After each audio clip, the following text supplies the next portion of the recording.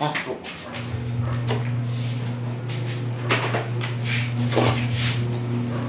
Gagang upuan. Mga kabibilag, ang ngipin ko, sungki yan sa unahan. Ayan. Pero, sa baba, ang ganda naman yan. Diba? Ano yan? Hindi yan pustiso. Totoo yan. Ako. Magalit ako. Sino magsasabi ng pustiso? Tanggalin. Hindi talaga nakatanggal yan. Hanggang ano yan? Diba? Taray. Yan talaga. Ito, kentuhan muna tayo habang nag-antay ng itim. Kasi parang isahan na lang tayo. Naiis. Mali na tuloy yung lyrics ko.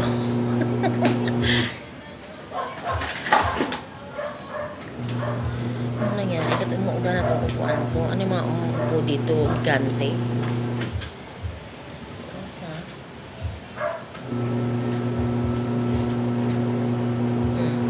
Umuuga na talaga siya. Kumain muna tayo ng salad.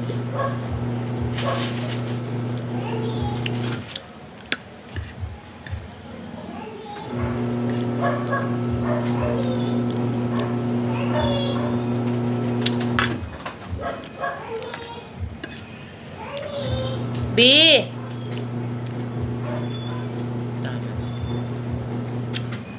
Gahanap ng nanay. B!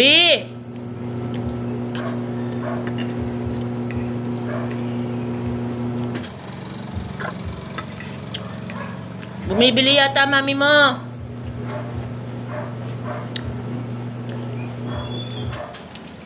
Wala mo nang sumbang ng mga kabibilab kasi sumba ako sa palanggana ngayon. Bukas na ang sumba. Nag-upo na yung ating labahin.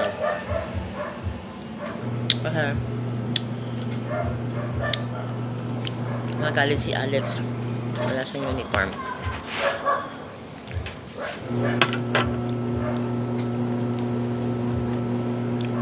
Yung mga kabibilab kaya ayokong magpariban-riban kasi yung parang buhok ko hindi talaga siyang kulot. Hindi ko alam kung bakit, pero bagay na ba sa akin, bagay pa naman sa akin yung kulot. Hindi ko pinapariban kasi ganoon din naman eh. Tsaka ang buhok ko virgin yan, hindi yan ano sa mga riban-riban. Minsan lang nung nag-birthday lang yung anak ko, yun lang, tagal na nun. Tapos ano, hair color lang ng hair color, pero wala akong ginagamit. Ano yan, virgin yan sa mga plancha-plancha, sa mga ano, hindi.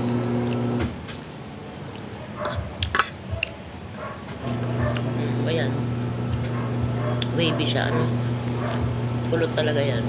Hindi ko alam kung bakit. Yan mo na. Hindi ko lang alam kung bakit sa akin yung kulot o rebanded. Ayoko kasi ng rebanded kasi hindi mo matali. Kailangan dito lang yung ganyan lang yung tali mo. Para hindi.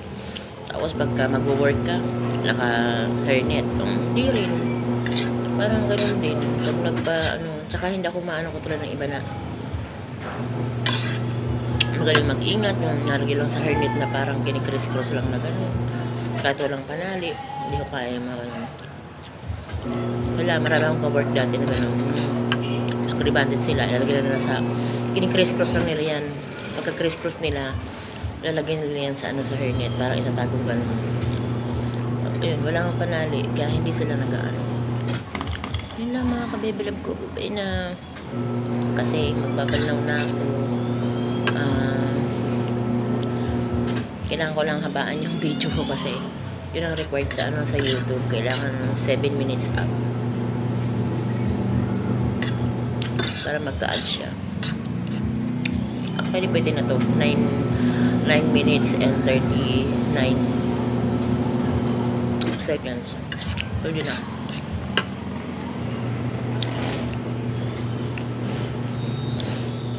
So lang, baka yun na ako makita. Kasi magbabalaw na ako. Siyempre, hindi man makakapag-video na nagbabalaw ako kasi saan ko naman ipapatong yung cellphone ko. Tsaka makikita niyo yung, makikita niyo yung legs ko, hindi naman kagandahan. Ayoko. Bukas tayo magsusumba-sumba tayo mga kababy love. Samahan nyo kami mag-sumba-sumba bukas para masaya. Lamig. Yummy. Hindi sila mahilig sa sa macaroni salad, kaya hindi bumibenta sa kanila. Walang kumakain. Gusto talaga nila yung Graham. Yun ang favorite nila. Ba't naiyak si Tana?